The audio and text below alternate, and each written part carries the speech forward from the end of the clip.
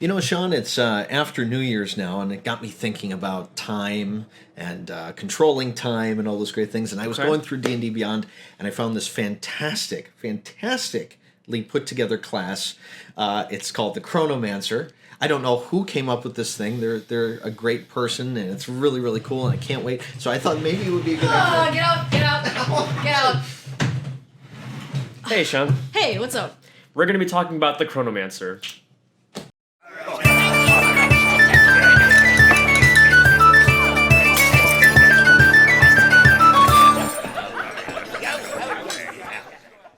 Welcome everyone, this is Sean and this is Shem, and today we're going to be looking at a homebrew class called the Chronomancer. This is a subclass of the Sorcerer, and this is actually created by one of our own homebrew crew members here, Tony. Yep. But to keep things kind of fair and all that, me and Shem will be going over it.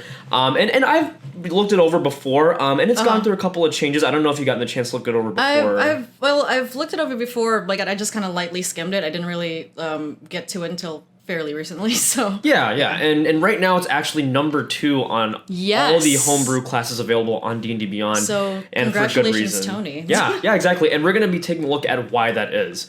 So first and foremost, the Chronomancer is basically a sorcerer that can manipulate and control aspects of time. Now, before you get worried, don't worry. I know a lot of things when it comes to time control and things like that can get a little messy. But thankfully, this kind of keeps things pretty under control. One of the things I do appreciate is that it lists off a couple of quirks that you might kind of add to flavoring the Chronomancer itself. And then it kind of gives you an idea about what this character is going to be like, not just functionally, but also like personality-wise. Yeah. What I don't get sometimes is like, well, the first quirk that I saw was your left eye twitches, which is like, it's fun, it's quirky, but I just don't know. I think it kind of speaks out to the fact that someone who has to kind of, be a master of time and how that kind of works. I feel like someone like that would kind of always be like ticking or like kind of always keeping account of things like that. And I think that makes sense. And again, these are just quirks. These are optional. You don't actually have to do this. But I think this adds a great flavor to picking the class. And I think they're supposed to be a little eccentric. I mean, it talks about, It kind of reminds me of a sort of the chosen one trope where they literally come at a time when like a historical event is about to happen or something big. Right. And that's when Chronomancers will tend to be born. According to this class. I don't know. What do you think about that?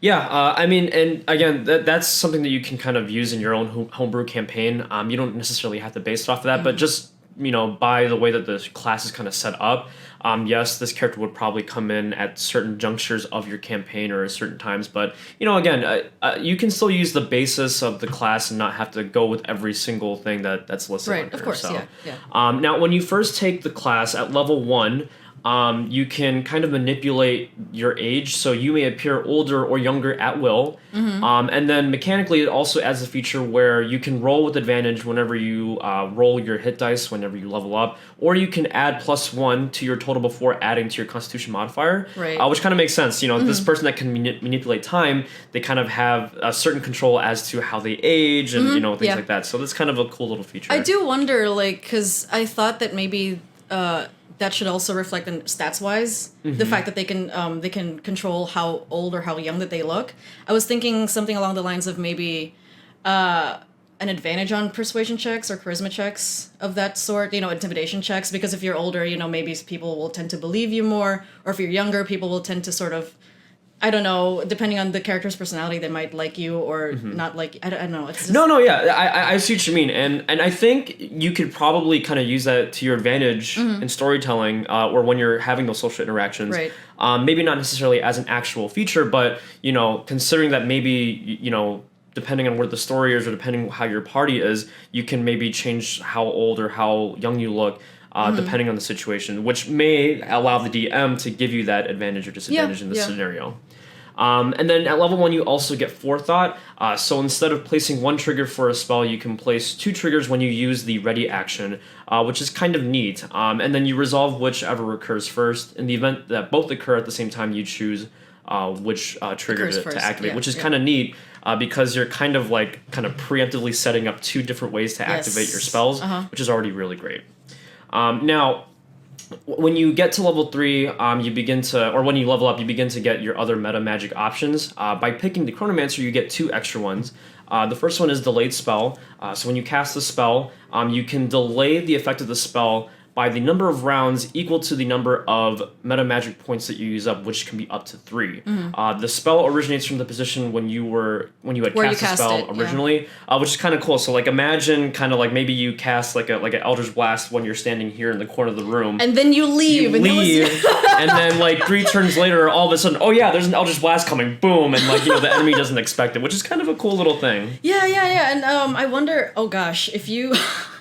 A thought just hit me, like if you would multi-class it with a rogue, I wonder if that would count as like a sneak attack because it's coming from such an unexpected direction. Honestly, I wouldn't really knock that out as a possibility. All things considered, like I mean, what if like it's coming from completely behind them too? So many ideas.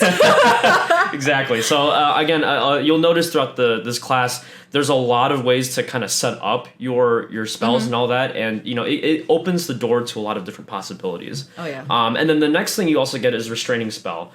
So when you cast a spell that doesn't include a status effect, you can use 3 sorcery points and add the restrained condition to that spell after the spell has landed.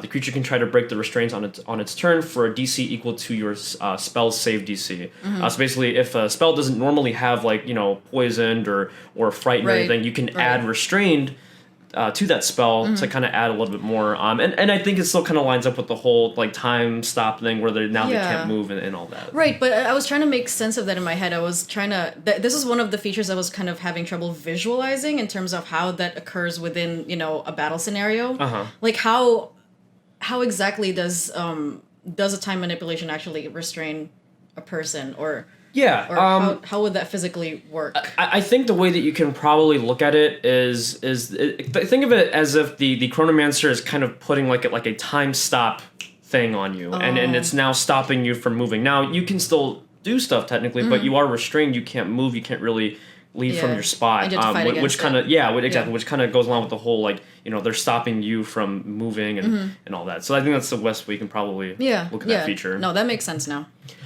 Next, level 6, you get the feature called Ebb and Flow. So you can spend 2 sorcery points to cast either haste or slow without expending a spell slot. That's really cool. Yeah. I love haste. Yeah, right. So much. And haste is one of the more popular spells, kind of like on the spells list for anyone, just because it's a fantastic way to buff up yourself or your allies. Yep. But slow is also good too. I've ran into slow many times in my campaign, and it's very annoying when your awesome encounters are now like slower and have less AC and now have disadvantage on spell and on saves. It's annoying. It's annoying. But again, this kind of goes along with the whole like speeding up your moves or slowing down your opponent. Yeah, this actually reminds me of I don't know if anybody plays Trails of Cold Steel out there, but there are chrono type attacks that do exactly this. Okay. Yeah. So they kind of like slow down the opponent and all that too. So like and it plays with initiative order, which is what we're gonna get to. With rewind time. Glad that you mentioned that, because the next feature that you get at 14th level is rewind time. So this one is a little tricky, but we've cleared this up with the creator because thankfully we know him very well. So essentially, as a bonus action on your turn, you may rewind the action of any creature you can see within 60 feet, causing the effects of their last turn to be negated and return them to their previous position. So essentially, the best way I can describe it is you pick a creature, and anything that they had done in their previous turn basically gets reversed, and you act as if it didn't happen. So if they cause damage to something, if they cause some kind of effect, or even if they manipulate something in like the terrain or anything, basically anything that they did gets negated and you act like it didn't happen. And then the coolest thing about that is, as I mentioned before, is that the initiative sort of goes back to so when whichever creature you target, the next person that goes is the person that comes after the creature, not you. So not the caster itself, not the Chronomancer. Right, exactly. Yeah. It's important to note that any other effects made on the creature that's affected after its initial turn still exist. So let's say that it got hit or it got some kind of condition on it, and then it comes to your turn and you decide to use rewind time. It still takes the damage that it's already been dealt, or it still takes any conditions that's already been dealt to. Yep. You can only use this once per long rest. And then at 17th level, you can use this twice every long rest. And I think this is probably one of the key features of the class, because there really isn't any kind of spell, there isn't any kind of class or racial feature that can do this. The only one that kind of comes close is like a 9th level spell, Time Stop, but that's stopping time. It's not rewinding. Right, this is literally taking back things that have happened in the actual encounter itself. Now, I will warn just DMs, if you decide to let someone play this in your campaign, make sure you remember what happened. Make sure you kind of keep track of what's going on, because if your player tries to pull this on you, you have to kind of be the referee and remember, like, okay, this happened, and now we can commence from here. So just be wary of that. It's a cool feature. Just be ready as a DM to kind of utilize that in your campaign. I mean, this feature, if anybody had been playing this in your campaign, because like I play in Sean's campaign, it would have come in handy so many times. Yeah, there's probably so would many have. There's many scenarios where taking back actions would have been very awesome. But, actually, that reminds me, because sort of concerning character deaths. This is something that we hadn't actually, because we didn't think about it beforehand. So it's just something that came up just now. Would that then reverse any character deaths, do you think, or would that be according to the DM's discretion?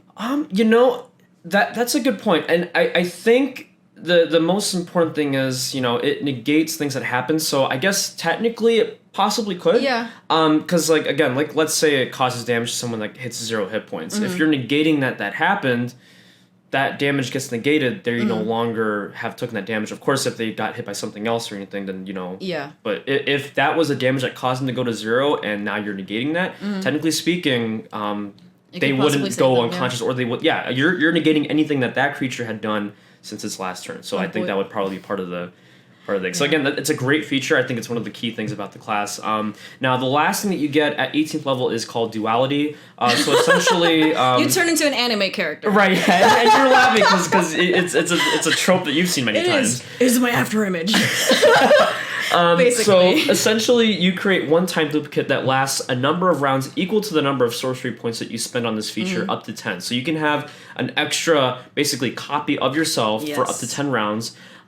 They get this an initiative roll, and they get a turn in combat, but it shares your spell slots, and it cannot use meta magic itself. Yeah, so it almost works like a familiar in a sense, in where a way, it can have a separate initiative, but it doesn't have any separate it's kind of like a nerfed version of yourself, basically. But it's still really cool because now you essentially have another source of casting spells and casting magic.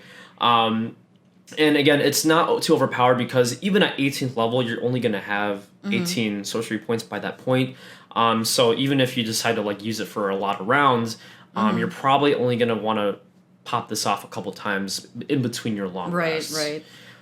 So again, I think that and the rewind time thing is a great feature that kind of separates this class from the other ones. Yeah. And Chem, so what do you feel like you like this class? You feel like there's anything you would change about it personally? I think I do. I mean, other than the changes that I already mentioned, nothing really that comes to mind. Although I do have a question about the duality, because I don't exactly remember. Is there a limit to how many clones or after images you can have? It specifically says one. So you're only gonna have one out at a time. And as per the rules, I'm sure if you were gonna pop another one out, I'm sure the other one would probably so no Naruto multiple. Hopefully not. That would be really annoying, I would imagine, for the DM to deal with. And of course, even if that was a thing, you're going to be burning through a lot of your sorcery points. It's going to be a lot to keep track of. Yep. I think everything here is great. I think all the features. The thing to note for this class is that it really speaks to what the class is about. The class is the Chronomancer, and all the features that you see listed on here focus on time manipulation and manipulating what happens during a combat encounter and things like that. And I really think it kind of does that really well. Oh yeah, for sure. Yeah. I've never had any interest in playing Sorceress, but then I saw this and I was like, maybe. Well, if you have time, then please go ahead and leave a like, and please subscribe to us on our channel here. It's right in the corner where Shem's pointing. Also, we just opened up a new Discord channel. We're going to leave a link to that below. So we're going to have a new outlet for you guys if you want to ask us questions, if you want to send us more stuff, if you want to talk to us. Just chat. Yeah, we're there for casual conversation as well, so please let us know. Send us You're more memes, than welcome to. please. We love memes, so please send that over to us as well.